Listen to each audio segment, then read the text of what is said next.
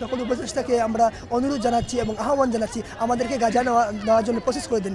আমরা এক পয়সা চাই না, আমরা বিনা টাকায় আমরা সেবা দিতে চাই। সিলেট থেকে অলরেডি আমরা 86 জন হয়ে গেছে, আর 100 জন হলে আমরা কালকে বা পরশু দিনের ভিতরে আমরা একটা সাহায্য দিব। আমরা 18 কোটি মানুষকে বলতেছি আপনারা আমাদের পাশে দাঁড়ান, আপনারা সামর্থ্য দেন, আপনারা সাপোর্ট দিলে আমরা গাজাতে গিয়ে আমরা যেহেতু মেডিকেল পার্সন আমরা তাদের সেবা দিতে চাই।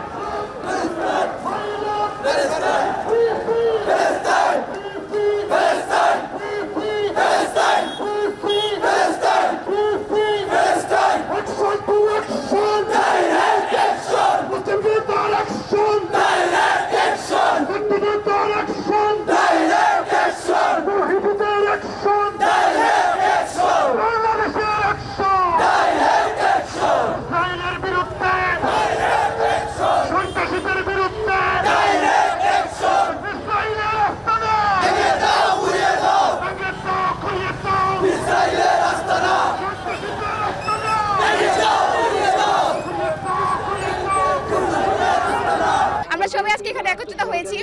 আমরা চাচ্ছি যে ফিলিস্তিনের যে গণহত্যা হয়েছে, তার যে বর্বরতা হয়েছে, তার আমরা বিচার চাই এবং তার সাথে সাথে আমরা আমাদের ভাই বোনদেরকে স্বাধীনতা ঘোষণা করতে চাই।